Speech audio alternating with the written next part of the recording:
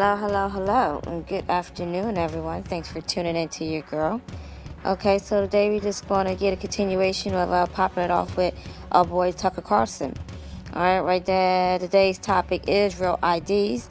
That it is going to be mandatory in 2020 for everyone to have a real ID, which I swore, your driver's license, your ID, passport, well, that no longer is going to apply. 2020, it is mandatory that everyone get state-issued real ID. If you don't know what that is, then Google it, look it up, because it is just too complicated. It's bullshit if you ask me, but who am I? I ain't no one special. I'm just a news anchor just delivering a message. Okay, so also we have Google. Google is fucking up, but I will let y'all just be the judge. There's just so much going on right now. Everyone is just pushing these agendas. These Real ID 2020. Let's see, cashless. A cashless society. The RFID chip. I could go. The list goes on and on and on. Google, you're on that list too. So without further ado, let's just continue on with the show. Congress passed a law, a famous one, requiring the adoption of a real ID across America. A lot of the hijackers had fake IDs. The real ID imposes various requirements on photo identification to make it harder to counterfeit. Beginning in 2020, you will need a real ID to fly on an airplane, for example. These IDs should make us safer and our elections more secure, so of course the left is totally opposed to them because illegal immigrants won't be able to get them. Joel Veronese is an attorney from San Francisco, a candidate for district attorney there, and he joins us tonight. Joe, thanks a lot for coming on. Thanks for having me, Tim. So, I haven't checked the vote, I probably should have, but I don't think the Real ID Act faced really any opposition in the Congress because it seemed like such a no-brainer. If you have a government ID, we need to know that it's valid, it's real. It's for American citizens, and it kind of matters. 9/11 showed us that it matters. Why are Democrats suddenly against it? I'm confused. Well, I think that's why we have a passport. The passport essentially does that. This, however, is basically another attempt by this president to influence an election, and that's why the Democrats aren't for it. First, it was the meeting with the Russians, then it was the issue with the census question, and now it's the real IDs. It's a requirement that is basically it's a voter suppression strategy that will influence elections by discouraging and preventing special groups such as lower-income people, minorities from actually going to the ballot, and so that's why we're against it. I'm a little bit confused by this for two reasons. I'll just go in order. Yeah. One, you have to be an American citizen to vote in a federal election. So there's nothing wrong, of course, with requiring that only American citizens vote in federal elections. Do you agree with that? Well, not necessarily in San Francisco. We have a school board election here that we actually allow in federal elections. In federal elections, it is a law that you have to be a citizen. Yes. Okay. Absolutely. So, and the second question is, I keep hearing this line that poor people or African Americans don't have IDs. We actually checked the research on that, and it's totally false. There's no large group of people in America that doesn't have a government ID. There isn't one. But I'm wondering if you think it is patronizing for Democrats to say, well, black people somehow can't get IDs. Don't you think that's kind of a slur, actually? It's not just about IDs. With this, the requirements of the real ID are that you have to have a U.S. passport. And if you look at who has U.S. passports, you're talking about wealthy people, not minorities, higher educated people. And so only, I think, about 42% of Americans actually have U.S. passport. Another problem with this is that it requires you to show proof of residency, where exactly it is that you live. So there's some privacy issues there. And one of those documents is actually a tax document, your IRS taxes. Not even our president will show us his taxes. But this will actually require you to show a document like that. Okay, so you have to prove residency. I mean, wait a minute, hold on. So you must be against Social Security numbers too, I would think. No, I'm not against Social Security numbers. Social Security numbers serve a specific purpose. This document doesn't serve any this would serve a specific purpose. Oh, it doesn't. So the U.S. No, it doesn't. You have U.S. passports. So we don't have. So when but you just hold on. You just said only a minority of Americans have U.S. passports. You're making an argument for and against passports within a minute of each other. That, I mean, even for an attorney, that's pretty impressive. You just said this is wrong because it requires the use of passports, and in the next sentence you said people can just use passports. Like, it's not just the use of passports. I do believe that you should have a passport but pick if a you side want on the to travel passport thing. abroad, and that's a specific purpose for that specific document.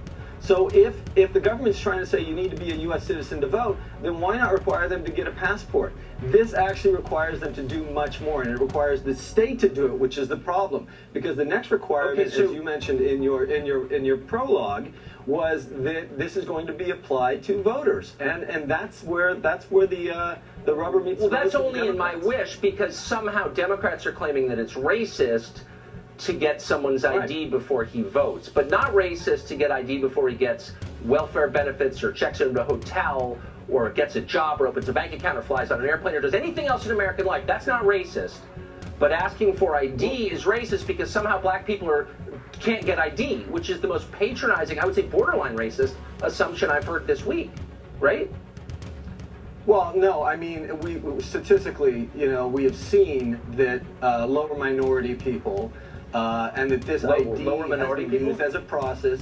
Yeah, has been lower income people, minorities. That the requirement for IDs has been a segregation tool historically, and so that's why the Democrats. Lots of things have happened historically, but right now, every lower income person in America has an ID because you can't live without one. You can't get any benefits. You can't participate in any part of American life without a government ID. Period.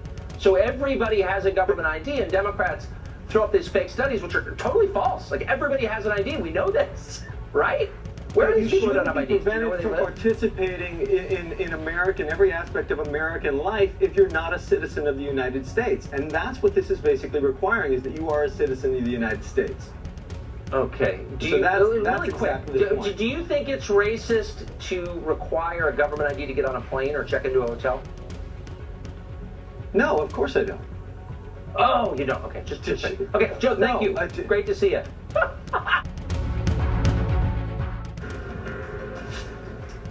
Google shut down its Chinese search engine in 2010. At the time, they said it was because China was attacking free speech. But things have changed. The left doesn't care about free speech anymore. So it was no surprise today to see new reports that Google is building a brand new censored search engine that will allow it to re-enter the Chinese market, will be actively abetting the communist police state there and crushing dissent. Google's behavior doesn't end there, though, in China. Last year, Google opened a major artificial intelligence research center in that country, even though China is aggressively pursuing military uses of artificial intelligence against the United States. Scott Cleland is the author of Search and Destroy, You Can't Trust Google, Inc. He joins us tonight. Scott, good to see you.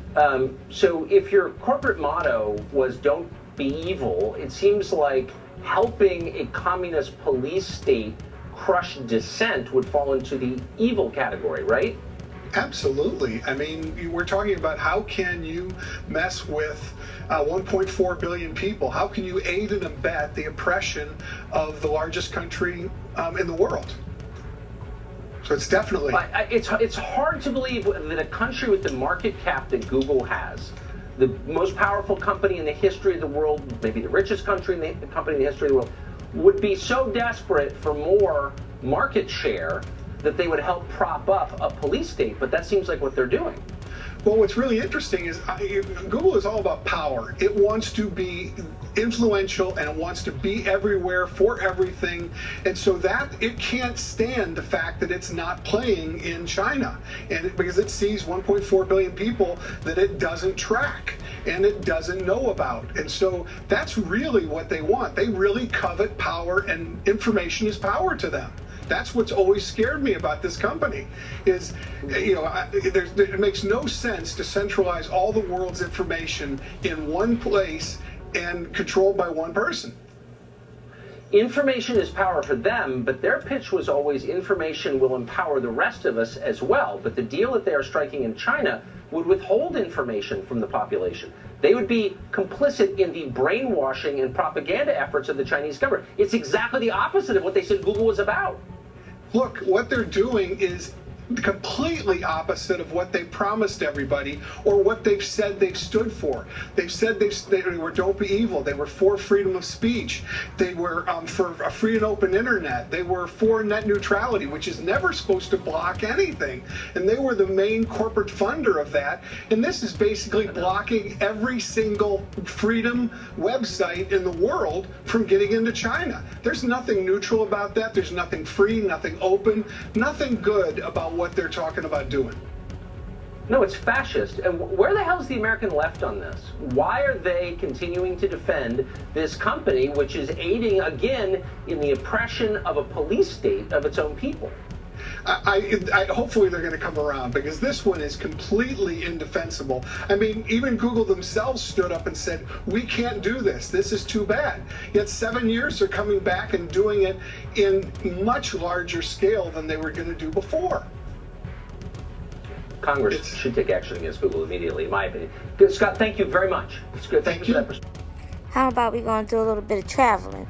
It is to be said, New Hampshire is, to be told, the most beautiful place to live. The lowest crime rate, even though almost every citizen owns a gun. And the big kicker is the kids in school, they had the highest score, SATs and tests. Well, I think it's time to move, huh? Beautiful scenery with beautiful trees and seeing bridges. You'll see in this clip. But then they also say living there also has a very uncomfortable feeling, because one lady says that no one really speaks Spanish. And other complains that it's too white. Well, what is too white? They call them racist. Then I guess I'm a racist for wanting to move there, huh? Even though I'm black. Well, I say I want to move there because they got low crime rate, beautiful scenery. Ain't nothing wrong with being around a lot of white people if them motherfuckers ain't racist. Shit. I don't think they racist. I just think these niggas hiding out.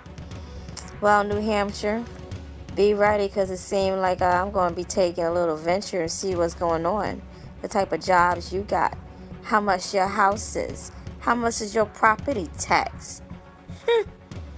Time for me to go on Remax and take a gander. Alright, well, enjoy this clip. Thanks for watching.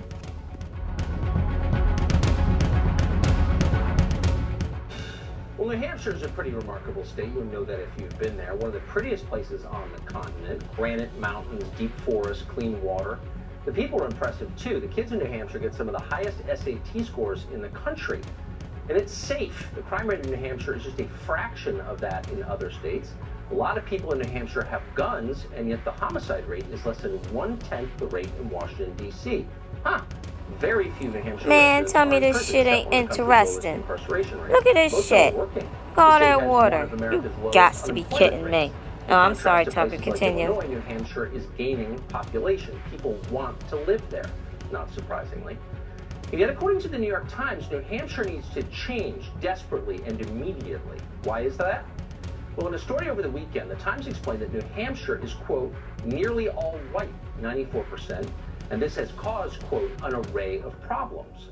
The paper doesn't prove that this is true. In fact, there's zero evidence that the demographics of the state hurt the people who live there.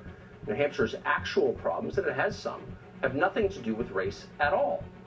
Instead, though, the Times argues that New Hampshire's whiteness is inherently offensive to others, especially immigrants. The paper interviewed a woman from Colombia who complained that she cannot find enough Spanish speakers in New Hampshire, and that is unacceptable. According to the New York Times, Americans have an obligation to change their culture to suit foreigners and not the other way around. But more than anything, the paper says, the state must become less white quickly, like the rest of the country. Its current demographics are an outrage. A group of self-appointed officials and business leaders is working to change the racial makeup of New Hampshire right now. Thank God, says the Times. What's so striking about this story is how ordinary it is. You hear things like this all the time from liberal outlets. Some races are better than others, they claim. Some are just plain awful. Well, that's pure racism, of course. It's the very definition of racism. But it's so ubiquitous on the left that hardly anybody notices it or questions it. You're not allowed to, by the way. Your job is just to nod in bovine agreement. Yes, diversity is our strength. But nobody should agree to that. It's wrong, and it's dangerous. Attitudes like this will destroy our country faster than anthrax and Al-Qaeda combined. Racism is poison. Let's be clear so that even the bigots at the New York Times can understand. No race is inherently better than any other race. There can't be too many of any group.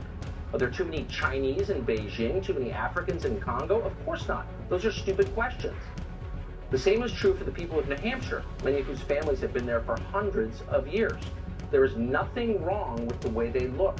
They're not defective or inadequate because of their skin color. It's amazing you even have to say that. But nobody is defective or inadequate because of his or her skin color. All of us should remember that and demand that our leaders remember it too. Many have forgotten it. Okay, so you can leave your comments below, and don't forget to subscribe. I love replying back to these comments and everyone, so just leave your comment back and give me some time and I'll reply back. Now, we're going to head on to the celebrity of the day for continuance of yesterday is Kim Kardashian. Yeah, let's just finish this up. This girl, honestly, something's wrong. I think she's sick. I don't think it's just this new diet. And if you look quite closely, the right is a little bit different from the left. But also that could be her walking with a switch. You know, her ass is flopping, so who knows. Let's continue on. Celebrity of the day is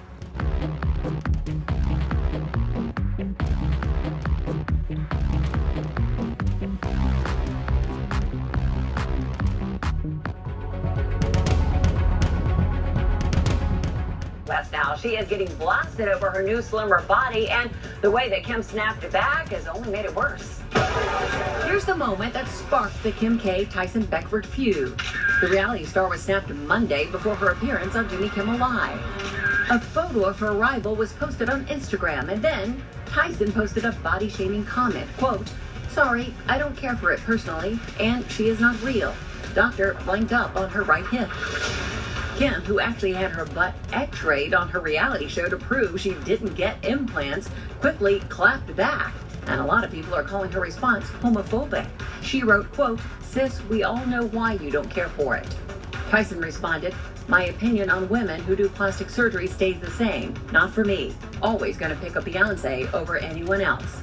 Everyone has to just not be blasting people on social media. Kim is also facing a serious backlash for a series of Instagram posts that some followers say glorify anorexia. I'm really concerned. I don't think you're eating. What? You look so skinny. What? Oh my god, thank you! Your purse is as tiny as you. Oh my god, I'm not that skinny! I'm down to 119 pounds. But she's anorexic here. Her arms are like pinned in. One critic commented, using the words anorexic and "you look like you don't eat" as compliments is disgusting. Kim, who has 114 million followers on Instagram, says her figure is a result of a healthy diet and exercise. I just started seeing a nutritionist. I've just started to try and eat really healthy and, work out a little bit more. Alright, thanks for watching. And you know what we say when we sign off? Love, peace, and hair grease. We'll be right back later on. So enjoy your day, my love.